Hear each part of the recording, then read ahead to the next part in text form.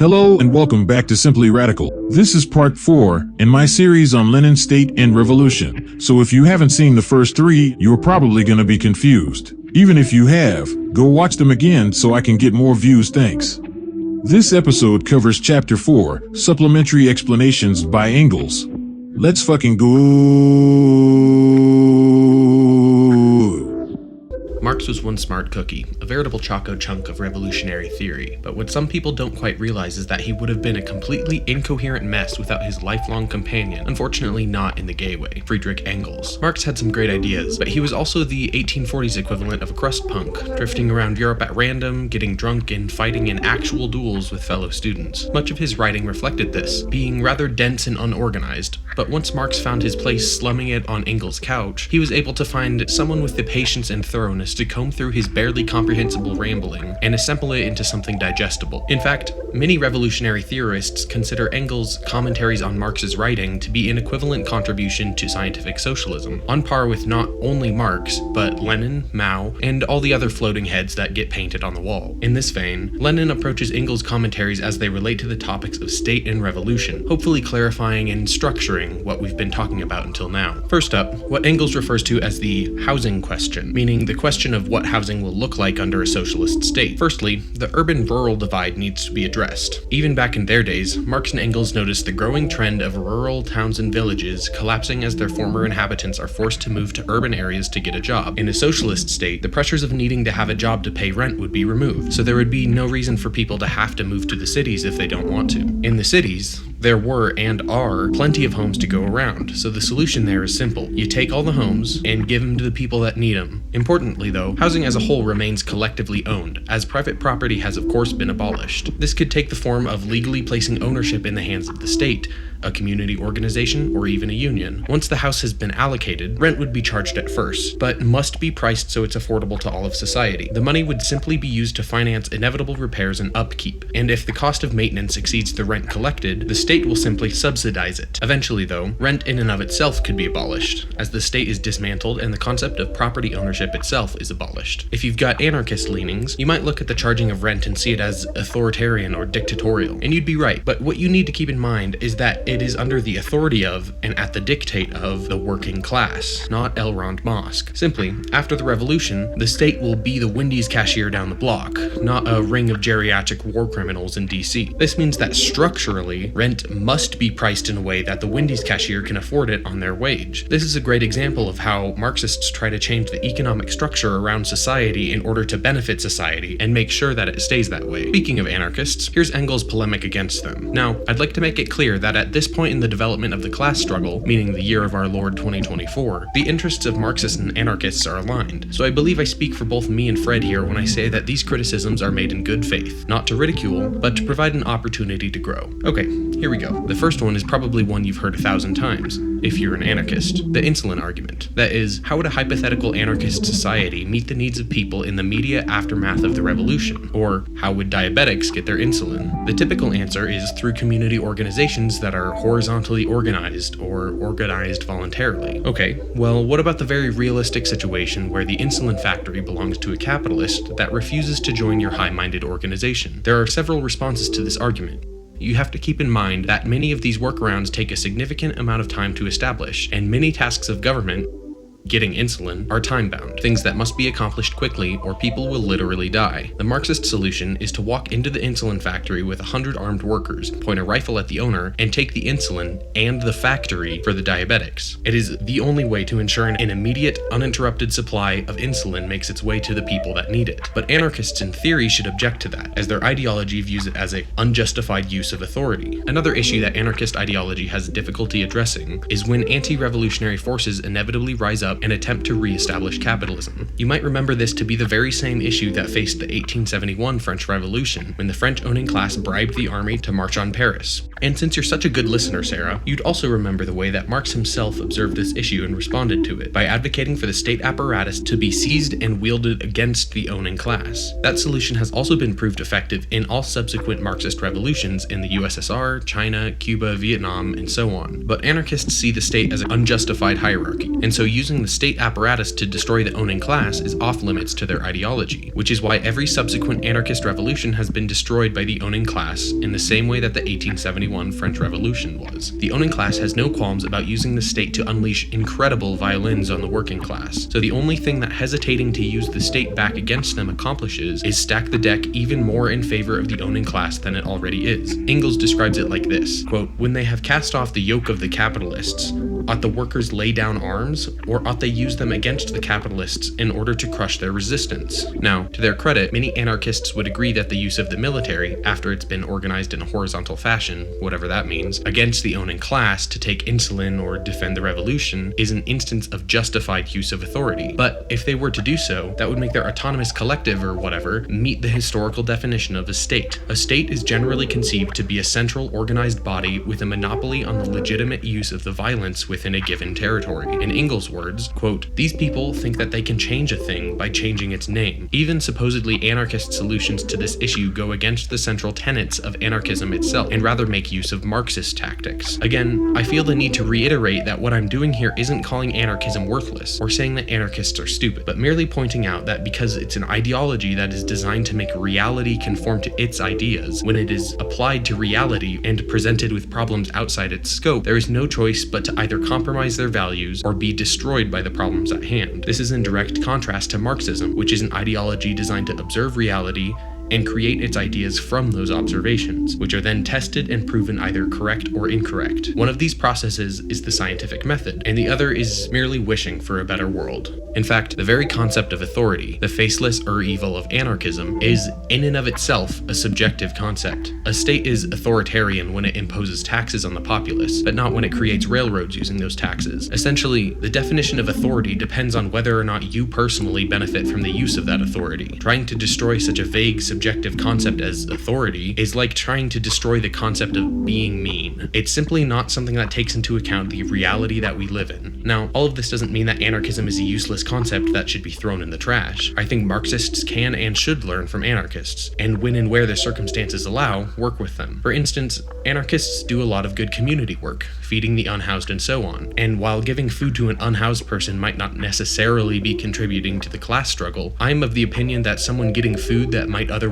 not get food is a good thing. Sue me. I also think that there are useful theoretical contributions that anarchism has provided, specifically in the way that it views organizational structure. TLDR, anarchism is not best used as a practical ideology based on trial and error in the real world, like Marxism, but best used as an anthropological lens through which to analyze various forms of social organization. Okay, last potshot at the anarchists. Anarchists agree with the Marxists on the necessity of a revolution, which in and of itself is an authoritarian act. There are very few acts that are more authoritarian than using violins to accomplish your political goals. By admitting the necessity of revolution, anarchists are admitting that occasionally it's necessary to use authoritarian means in order to improve the lives of most. The practical difference comes after the revolution, when anarchists propose we start from scratch, while Marxists propose we use the systems already in place and proven effective to change our circumstances for the better. Alright, enough shitting on anarchists for now. Time to shit on social democrats. Like I said, they both have the same basic misunderstanding of Marxism, namely, not understanding the character of the socialist state. Anarchists, like we've seen, assume that the state will remain as it is under capitalism. Social democrats take the opposite position, that the capitalist state is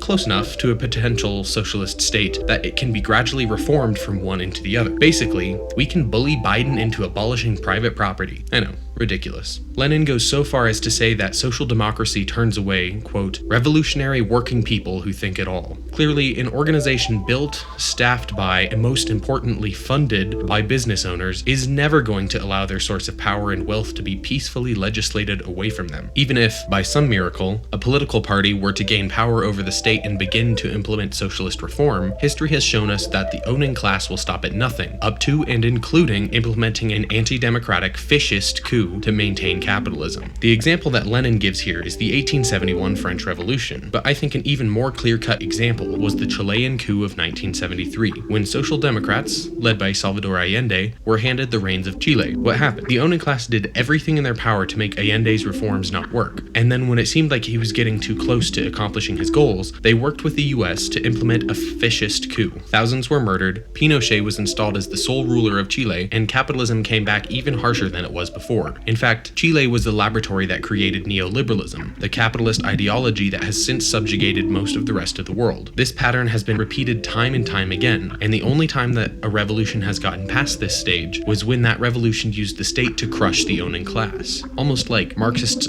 observed that, and that's why they advocate for revolution over reform. The next section is Lenin's commentary on a letter that Engels wrote in the late 1800s that was designed to criticize the Erfurt program. The exact context of this document isn't super important, so for now just think about it as kind of a party platform for the German communist movement. Engels wasn't a huge fan of the program because he thought it wasn't radical enough. The program seemed to be working within the current system rather than overthrowing it entirely. While we, as principled Marxists, know that in any business owner state, revolution is required to instate a socialist state. There are also three specific circumstances unique to Germany at the time that especially underscored the need for revolution, a need that the Erfurt program did not seem to address. These three circumstances are the imperial nature of the German state, the federative nature of the German state, and the position of the program on religion. First, the imperial nature of the German state. Engels is concerned about the fact that the interests of an imperial government are aligned with the feudal system, and tends to concentrate power into specific people within the government. This is a complication when looking to create a workers' state, because it confuses the class struggle, and that confusion can be used by the owning class to redirect and neuter communist movements. Basically, the owning class can pretend to be pro-socialism so as to remove the emperor, and then when that's accomplished, turn around and install a business owner state. This is exactly what happened in the 1789 French Revolution, and arguably the American Revolution too. The feudal nature of the imperial state can also be used to further entrench the power of the owning class, because the state simply doesn't even pretend to be democratic. Business owners would prefer to be in charge themselves, but if there's a threat of a socialist revolution, they'd rather side with the emperor against the workers. Under a business owner republic, there are no feudal remnants that can be used to confuse the class struggle in the aforementioned ways. In a republic, the interests of the state are aligned with the capitalist system, meaning that one possible complication has been removed from the equation. Everyone knows who the enemy is and who the state really serves. At the time, the German Empire was also a confederation, which is to say it was made up of a handful of different monarchies brought together under the authority of the Kaiser in Berlin. This is another circumstance that Engels identifies to be a major obstacle to reformism, because exact material circumstances were very different in different parts of the empire. This makes it difficult to create a centralized national movement, and much easier for the owning class to pit various parts of the working class against one another. For example, the King of Bavaria could redirect the Bavarian working class to see the fact that Bavaria isn't independent as their biggest problem, rather than their oppression by the owning class. Engels is careful to clarify, however, that this doesn't mean that delegated it in one of his own goals for a potential workers' state, with of course the caveat that local governments would only have control over their own local matters, something that was not the case in the German Empire at the time. This probably sounds familiar to you if you are unfortunate enough to be from the US, and indeed Engels compares this federative workers' state to something akin to the tiers of government in the US, municipal, state, and national. Engels continues on to discuss the concept of an armed working class. In his mind, a worker state would encourage workers to be armed so as to more effectively defend the socialist state from outside threats and keep the state apparatus in check internally. It's going to be very difficult for the worker state to go against the interests of the workers if they're at the barrel of a worker's gun. This stands in stark opposition to the business owner state, which at every opportunity seeks to disarm the working class, because a population that has no access to weapons to enforce their interests is much easier to control with the armed police and military. Back to the Erfurt program. One of the key mistakes that Engels identifies is the change of the program's position on religion. Before, the position was private in relation to the state, meaning that members of the party and the party itself commented on the ideological and political implications of various religious traditions, but strictly opposed tying the state to any particular religious tradition, something comparable to the concept of separation in church and state. The new position was now private in relation to the party, meaning that members of the party and the party itself now essentially refuse to comment on religion at all. This seems like a small difference, but by establishing a party line that discourages members from engaging in their own religious communities, an entire key arena for class struggle was completely abandoned. This criticism might surprise you in light of the enforced state atheism of the various Marxist states of the 20th century, but this criticism of those projects is actually fairly widely held among various strains of Marxism across the globe today. Religion is an important part of many people's lives, and while every religion has regressive aspects, particularly in terms of organization, it is also an effective avenue for political radicalization and organization that most definitely can and should be engaged with. While we're on the topic of respectfully criticizing past socialist projects, Lenin here emphatically claims that merely seizing the business owner state is far from enough to begin a socialist transition. The state must be reformed to, quote, make it impossible for an honorable, though unsalaried, post in the public service to be used as a springboard to a highly profitable post in the banks or in the joint stock companies. Perhaps the largest problem with many 20th century socialist projects, sadly even the one that Lenin himself began, was the ossification of the state apparatus. That's a crusty way of saying that even without the use of free market capitalism, there is a tendency for the state to separate from the interests of the working class. This process stems from the creation of a state bureaucracy that operates on its own internal incentives, i.e. seeking re-election or seeking to be promoted within the party, or seeking to be appointed to a cushy administrative role running one of the state-owned companies. This can be exacerbated by differing wage scales for different jobs, or even merely by the non-monetary prestige associated with being in a high-power position within the party or state. It's still not yet completely settled on which strategy is best used to address this, though various Marxists have come up with and tried various solutions in the following years. Unfortunately, this is very much beyond the scope of this video, so for now I'll just encourage you to keep it in mind and your eyes peeled for a video on that in the future, or maybe read into it yourself.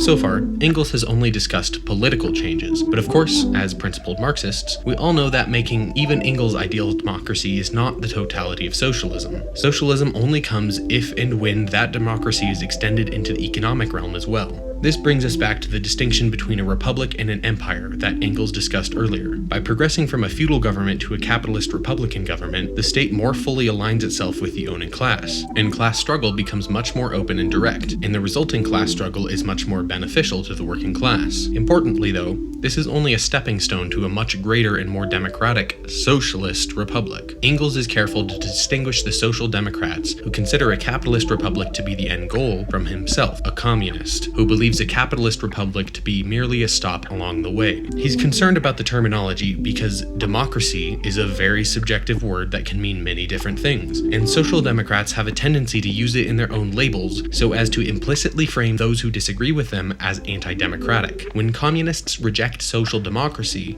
they do not reject the concept of rule by the people.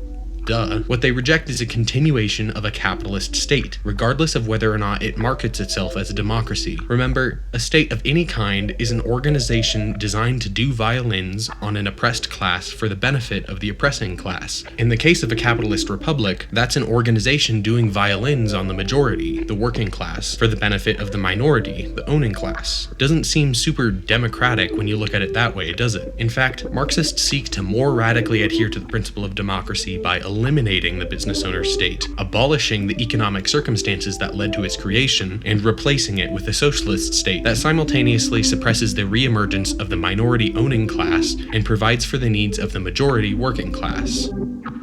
Thanks for watching. If you're new to this, let me know how I did. Does this make any sense at all, or are you more confused than you were before? If you're old to this, let me know what you think I missed, and leave your reading recommendations in the comments. If you made it to the end of this part, please negate the algorithm's distaste for communist content by liking and subscribing. If you're a freak, you can also ring the notification bell to see when I get around to uploading the next parts of this monster video. I'll see you in hell. Lastly, but most importantly, the views expressed in this video are solely those of the book's author, Vladimir Ilyich Ulyanov, and do not necessarily reflect the views of the video creator. It has been made solely for educational and entertainment purposes, and the creator does not make any representation or warranties with respect to the accuracy, applicability, fitness, or completeness of the content within. Please don't hurt me.